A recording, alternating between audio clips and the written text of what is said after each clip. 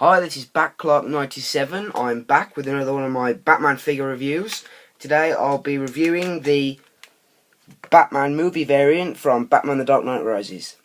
Okay, so I've already reviewed the other Batman The Dark Knight Rises figures, including the variant of Batman in his original costume, but with the same sculpt of the costume he wears in the film, and I've also done Bane, so it was only fitting that I'd do this figure.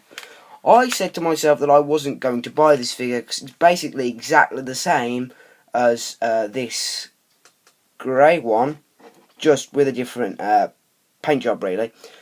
But I changed my mind. I decided to go to Toys R Us yesterday and I picked this figure up.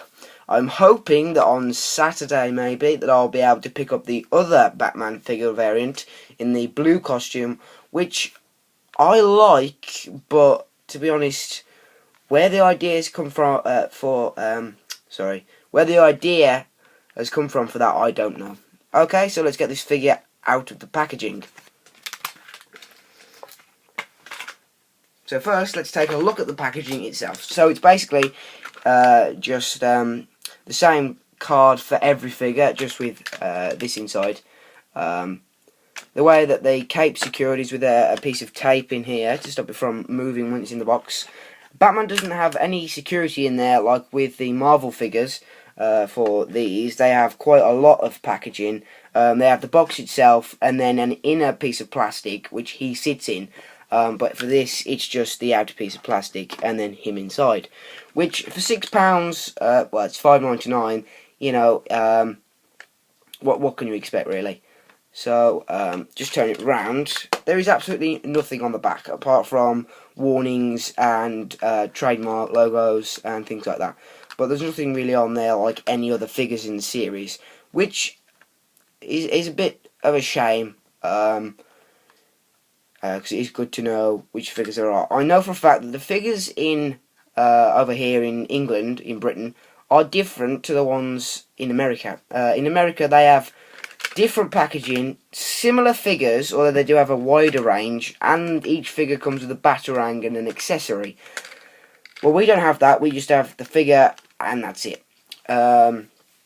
Although we do have the Quick Tech figures, which I'll be getting one of those maybe next month, and I'll be doing a review of that.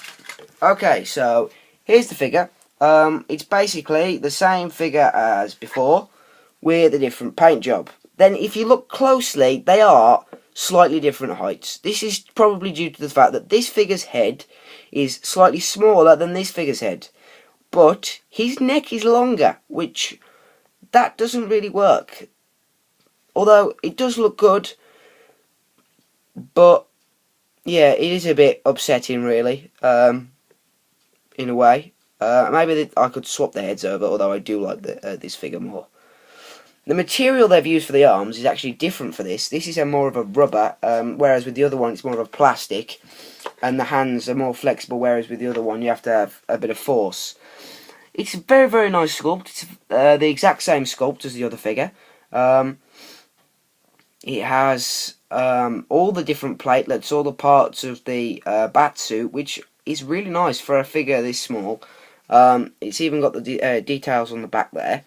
I especially like the belt on this figure. It's exactly like the belt from the movie. It's even got lots of detail on the belt, which is very, very nice. Yeah, so first I'm just going to take a look at the articulation. So you've got ball jointed head, although the joint for the head is actually rather odd. It's like a pin, and then you've got a stub on the top, which that's quite clever. I suppose it gives it more security.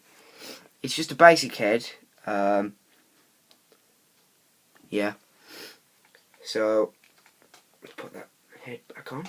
I've noticed that with this head, there's actually plastic underneath the neck, like he's got a little beard there, which I don't like that. I'm going to file that off, but try not to damage the paint.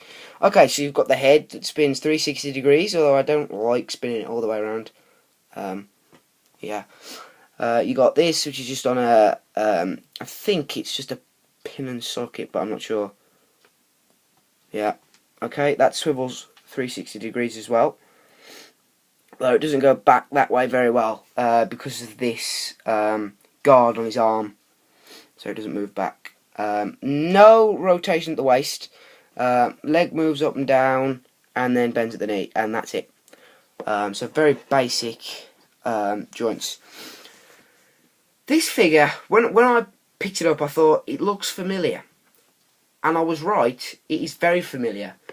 Back when they did Batman: The Dark Knight, which was the film with Christian Bale and the Joker, they did a series of figures for that, which were much bigger, but they look exactly the same, just different heights. They've obviously used the same joints, just that they have joints in the arm, but they couldn't really do that because of the material they've used.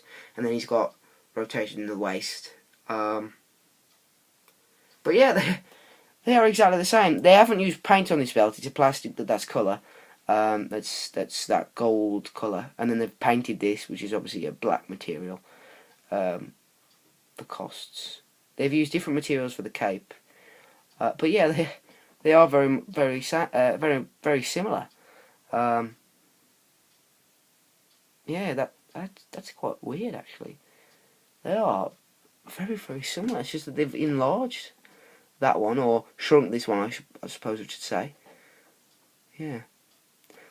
Considering this is like supposedly the movie one, his gauntlets don't look like this in the film. They are like two. Instead of having one, you've got one either side, which I think they've done that with this, but it's not very definitive.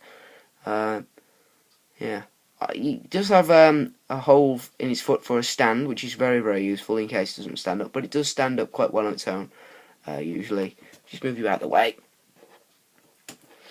So yeah, that priced at $5.99. This figure is worth purchasing if you are a fan of the films and you just want something to sit on your desk, or you just want another Batman figure. He is pretty much the same size as the he is exactly the same size as the Marvel figures. That is my favourite figure of all time. That is. I spent ages looking for that. I have done a review of that Captain America figure. If you want to take a look at that, it's in my Avengers figure review.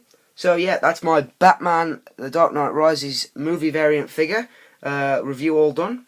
Please check out my Bane and Batman in grey suit figure review on which is also on YouTube.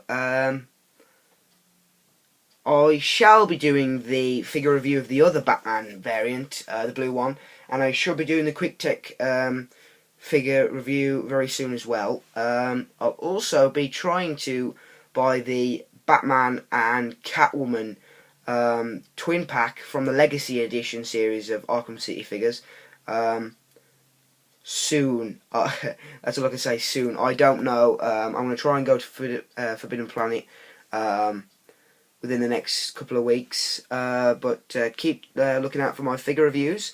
Please comment and like my review. Thanks for watching, and please look out for my other reviews and check out my other reviews anyway.